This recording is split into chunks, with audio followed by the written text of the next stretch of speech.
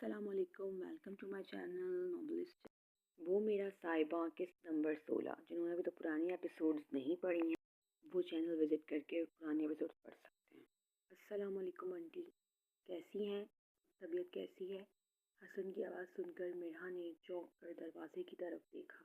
اس کو دیکھ کر اس کو ایک عجیب سی خوشی، عجیب سا سکون ملا تھا، لیکن اس نے اپنے ایکسپریشنز کسی پہ ظاہر نہیں ہونے دیے۔ وعلیکم السلام، ارے بیٹا کیسے ہو؟ میں بالکل ٹھیک ہوں، تمہاری وجہ سے، تمہاری دعائیں ہیں۔ نادیہ نے مسکراتے ہوئے اس کے سلام کا جواب دیا تھا اور اپنی خیریت بتائی تھی۔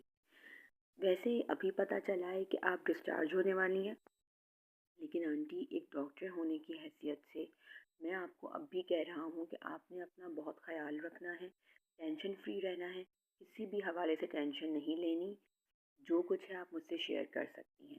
حسن بہت زیادہ ان سے فری ہو گیا تھا، وہ دونوں باتوں میں مصروف تھے اور مرحا کی امی کا دل بھی حسن سے لگ گیا تھا۔ مرحا یہ سب خاموشی سے دیکھ رہی تھی اور اس کو اندرونی خوشی ہو رہی تھی، اور وہ دعا کر رہی تھی کہ کاش کچھ ایسا ہو جائے کہ یہ لمحے خوشی کے کبھی ختم نہ ہو، حسن ان کے ساتھ رہے۔ بس ایک فکر تھی کہ حسن اس کو اگنور کر رہا تھا، وہ اس سے ناراض تھا۔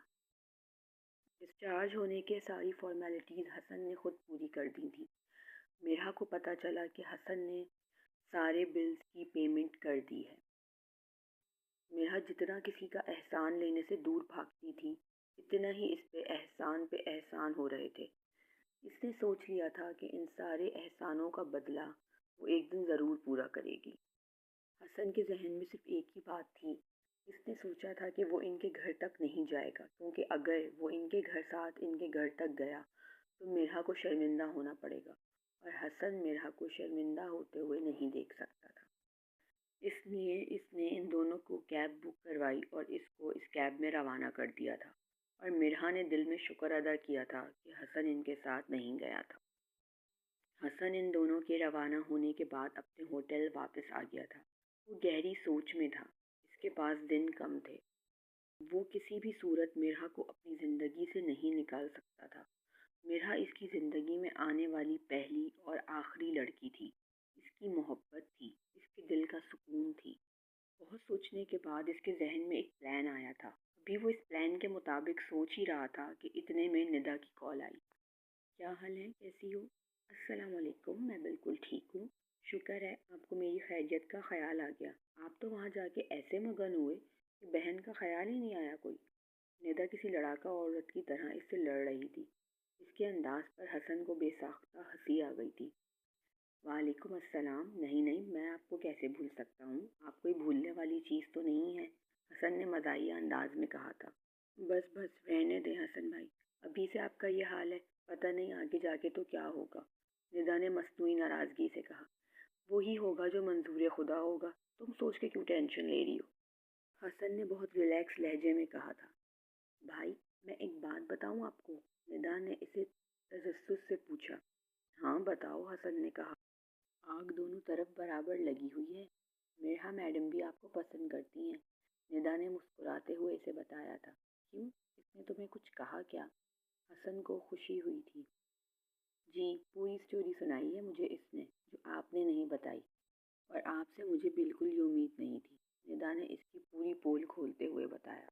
ندا کی بات سن کر حسن گہری سوچ میں ڈوب گیا، اس کو ہاسپٹل والے سارے واقعات یاد آئے اور وہ مسکرا رہا تھا۔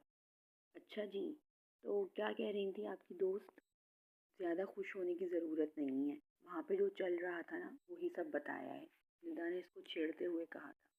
مگر حسن بھائی، آپ نے جو بھی سوچنا ہے جلدی سوچنا ہے، اس سے پہلے کہ وقت ہاتھ سے نکل جائے، ندا نے حسن کو وارننگ دیتے ہوئے کہا تھا۔ ڈونٹ وری مائی سس، میرے پاس ایک پلان ہے، اگر میرا پلان کامیاب ہو جاتا ہے تو بس مرحا کو میرا ہونے سے کوئی نہیں روک سکتا، انشاءاللہ، حسن نے کچھ سوچتے ہوئے کہا تھا۔ واہ، ایسی کیا پلاننگ کر لی، ہمیں بھی تو پتہ چلے، کہیں آپ دونوں گھر سے تو نہیں بھاگ رہے؟ ندا کا دماغ کچھ زیادہ ہی فاسٹ چل رہا تھا۔ ندا بیہیو، حسن نے اسے چپ کراتے ہوئے کہا۔ اوکے سوری، بتائیں، ندا نے سیریس ہو کر کہا۔ جواب میں حسن نے اسے اپنی پوری پلاننگ بتائی تھی۔ پلاننگ تو بہت اچھی ہے حسن بھائی، لیکن آپ شاید یہ بھول رہے ہیں کہ یہ ڈرامے کی شوٹنگ نہیں ہو رہی، آپ کی لائف سٹوری ہے۔ ندا نے اپنا تبصرہ ظاہر کیا تھا۔ دیکھو ندا، کوئی بھی کام مشکل یا آسان نہیں ہوتا، ہم اسے خود بناتے ہیں مشکل۔ تم نے صرف میرا ساتھ دینا ہے بس، اب میں کچھ نہیں چاہتا اس سے زیادہ۔ حسن نے اس سے مدد مانگی تھی،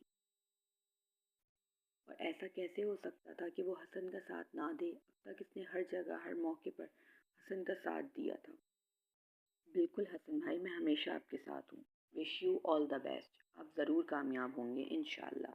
اس نے دل سے دعا دیتے ہوئے کہا تھا۔ انشاءاللہ اینڈ تھینک یو سو مچ، حسن نے بھی مسکراتے ہوئے کہا۔ اگلی قسط جلد۔ اگر آپ کو ویڈیوز اچھی لگیں تو چینل کو لائک کریں، شیئر کریں، سبسکرائب کریں اور بیل آئیکن کو پریس کرنا مت بھولیے گا مزید ویڈیوز کے لیے۔ Thanks for watching.